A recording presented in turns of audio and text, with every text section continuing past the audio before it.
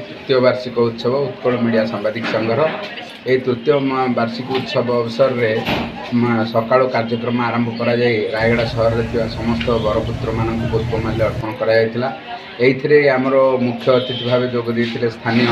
Chairman बा जो municipality अध्यक्ष श्रीयुक्त महेश पट्टनायक महोदय ता सहित से कार्यक्रम सरिया रायगड़ा सहर में अवस्थित थिबा सरकारी उच्च प्राथमिक विद्यालय विद्युत ये कॉलोनी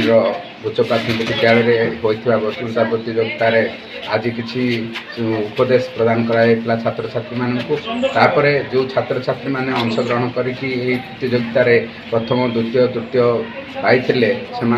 पुरस्कार वितरण कराइला गोटे एक शुभंकर कथा जे आमर ये जो उत्कल मीडिया सांबादिक संघ तरफ प्रत्येक समय परिवेश सुरक्षा उपर कार्यक्रम निया सहित ओडिया को किभली भाव सुरक्षित करा प्रति विभिन्न कार्यक्रम ग्रहण करा जो द्वारा समाज रे गोटे वातानुकूलित परिवेश सृष्टि होछि आ लोक मानक मध्य सचेतनता होछि एणु एभली कार्यक्रम आगामी दिन रे एही संघ तरफ आगु चलिबो बोली हम समस्त आशा करछु। धन्यवाद। मु विद्युत कॉलोनी उच्च प्राथमिक विद्यालय प्रधान शिक्षक नरेश सिंह आज उत्कल मीडिया सांबादिक संघ रायगड़ा तरफ तृतीय वार्षिक उत्सव पालन संपर्कित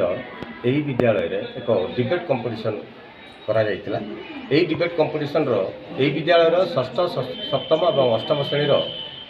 40 जन छात्र छात्री भाग नहीं एवं यही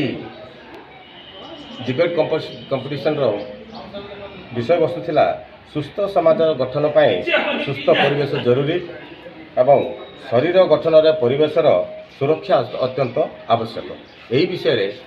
डिबेट कंपटीशन होता प्रत्येक छात्र छात्री भाग नहीं एवं यही कंपटीशन रे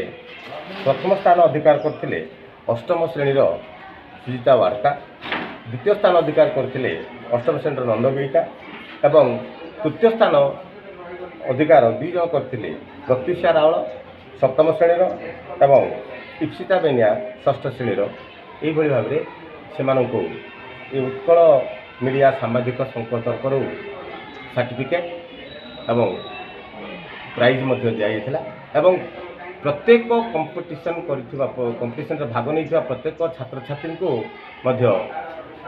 पुरस्कृत भाव खाता प्रदान करा यही सांबादिक संघ तरफ जो कार्यक्रम होता ये संघ तरफ जो मैंने मान्यगण्य व्यक्ति आसते एवं छात्र छात्री को बहुमूल्य वक्तव्य देते मु आशा करुच्ची भविष्य में यही छात्र छात्री मान द्वारा ये संघ तरफ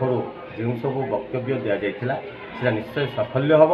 एवं संघर ये उत्कल मीडिया संघ तरफ जो यही कार्यक्रमटी चली आशा करुच्ची भविष्य में यह निश्चय गौरवान्वित हो बोली मोर आशा और विश्वास है।